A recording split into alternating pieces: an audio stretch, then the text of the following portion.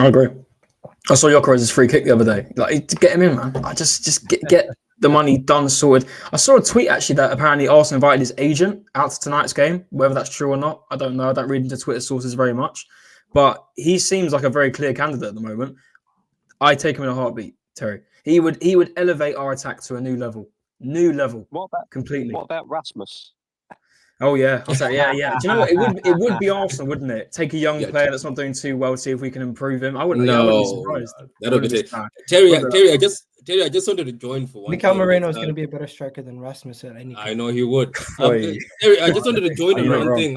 I'm looking at I obviously I'm in a few group chats and I'm looking at Twitter. I see a few Arsenal fans are saying, "Oh, this doesn't matter. We can turn it on when we get against PSG." I think that's just a bad mentality to think, because I feel like before you go into a big game like that, you can't be saying, "Oh, okay, we drew against Paris, we made changes, but our defender Saliba or whoever, they can just turn it on," which might be true. Patrick, but I just think what was the result before we beat Real Madrid 3-0?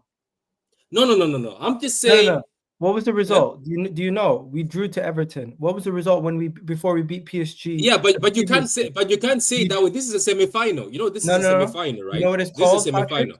Patrick, you know what it's called? It's called priorities.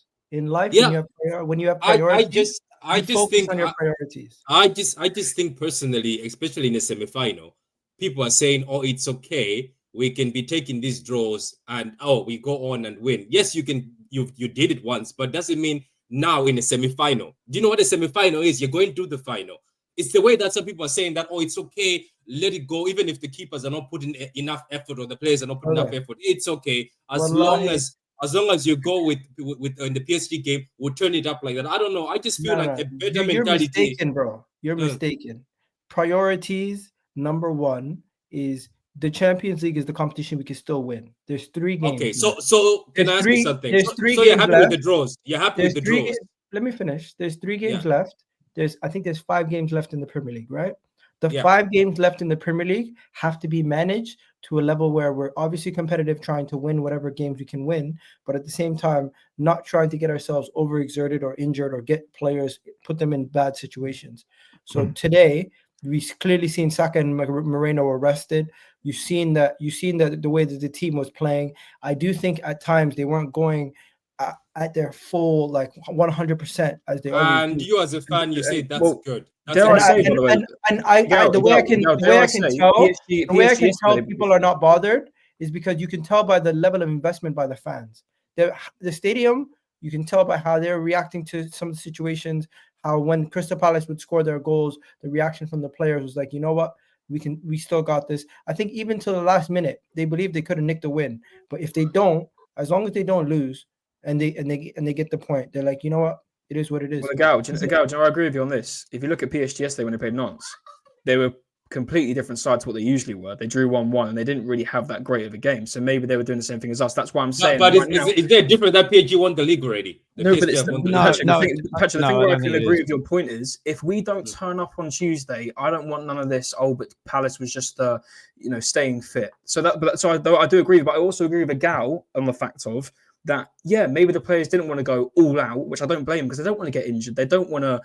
They don't want to go get too lethargic. So I can definitely see it on both perspectives. But what matters now for Arsenal is that, yes, today wasn't good and people can say, yeah, we take the draw, but PSG is more important, which it is.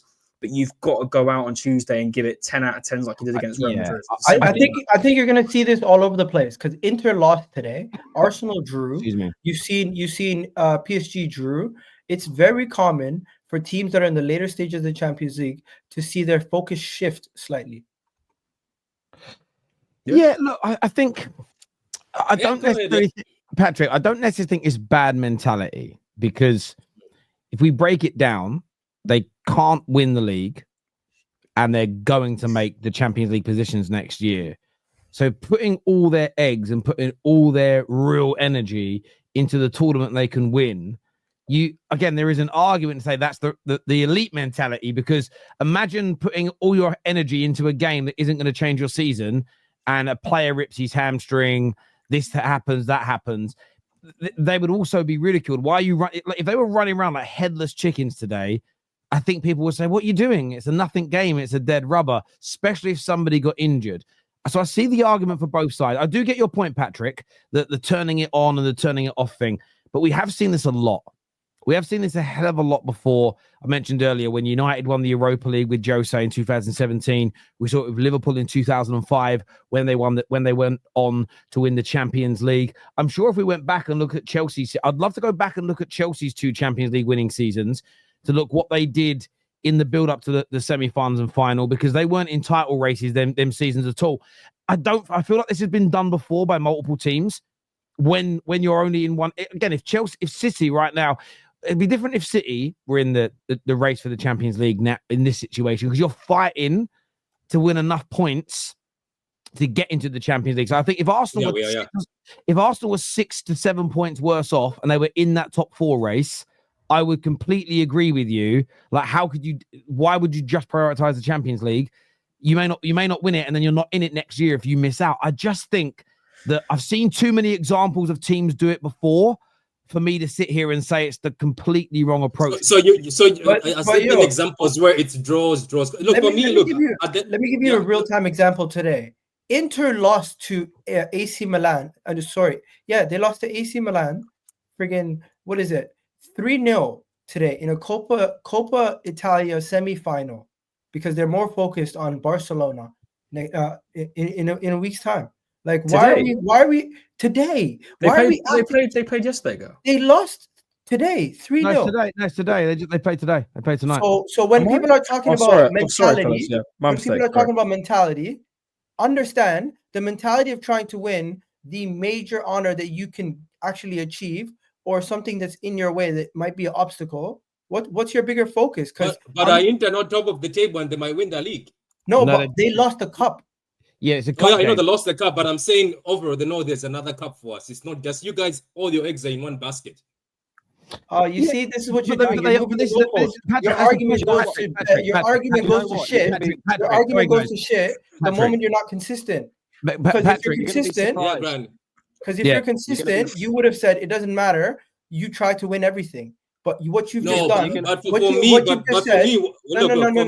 what you've just said, you've proven us right, because you've said they have other things they can win, so they're going to maybe focus on that. So aren't we saying the same thing, Patrick? No, not really. But look, what I'm trying to say is it's the level of, like, let's say your fan base, for instance, right? And this season, obviously, there's nothing to win but the Champions League. I get it. But the thing is, I was like looking at the level of their happiness. It's as if, we'll do this. And I've seen them. They're like, we do this. Who cares? We'll go and turn it on. I'm just saying it's a risky game, because if you want to turn it on. When you say it's risky, though, I need to ask you a question. What's risky about rotating the starting 11 today and not playing with maximum intensity? What makes that risky, in your opinion?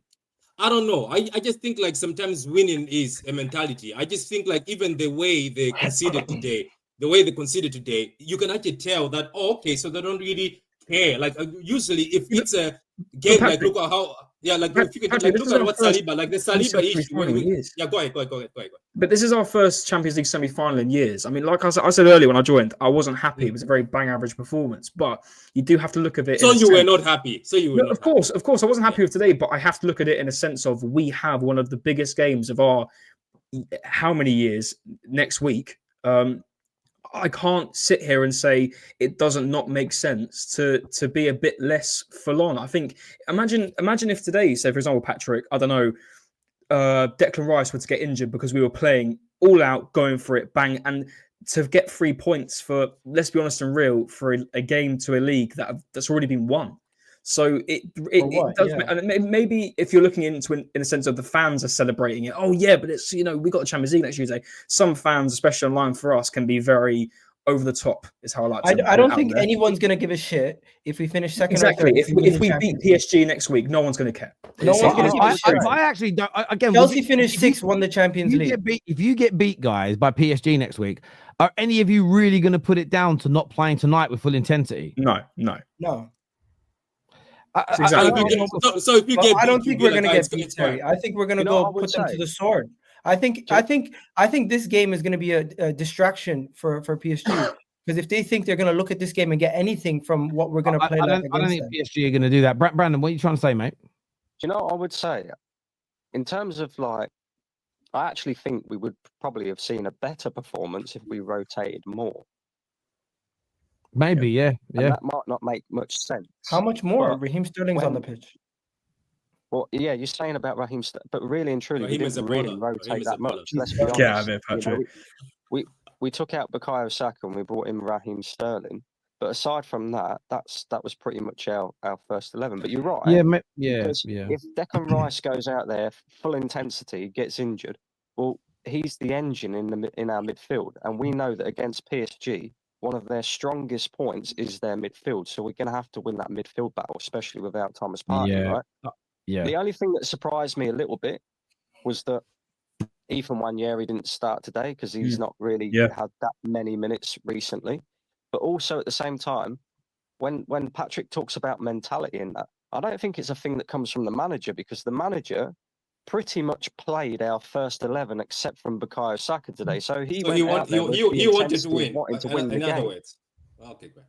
Yeah, he wanted to win the game. It's just the players are not mentally there. And let's be honest, Saliba made a mistake. If he doesn't make that mistake, we go on to win the game. Yeah, but I think that Ray was making a lot of mistakes in the game, and I think that's because I think it's almost listen. That's where I think we should listen to the insight for the ex-pros that speak when they're not running their stupid agendas. And Alan Smith spoke about it tonight, and I've heard thousands of.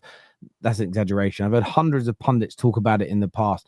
When you've got a game on a Saturday, but you're not really playing for anything, but you've got a big game 3 or 4 days later or a week later, it's always on your mind. It's there. You can't get rid of it. And it's normal. I don't know about any of you. If I'm doing something that's physical and I'm going on holiday in a couple of days, it sometimes gets in my mind, I better be careful. If I fucking do my ankle, if I break my leg, I can't. We naturally think like this as people. My kids, right? If we've got a really important day, we're going to a wedding, or if I've got a big day at work, I'm like, kids, you ain't running around in the garden. Why?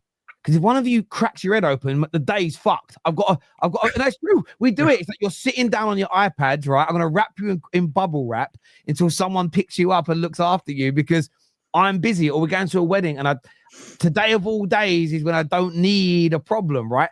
I think it's kind of natural to think like that and be a bit protective. But I've seen so many teams do it. The reason I can't call it out is Real Madrid have won the Champions League loads in recent years. Some seasons they've been in the title race. Other years they've been winning the league at a canter. And I have seen them rotate 5, 6, 7 first-team players before a big Champions League game. And they've gone on to win the damn thing. Now, I know that's Real Madrid, and they've won it before. But the method in terms of rotation, and maybe you're right, Brandon, you do that. Maybe you maintain the intensity more in the league game because it's fringe players and academy players that want to fight for a first-team place. I've just seen it so many times where teams rest players and take out the intensity before a massive semi-final a few days later. And I personally, and a few people in the comments have said this here. Where's it gone? Where's the comment? It said, I can't find it, but Terry, you're getting your Man United excuses in. But it's not a Man United excuse. The manager literally said, I don't know about Wolves. Something quickly?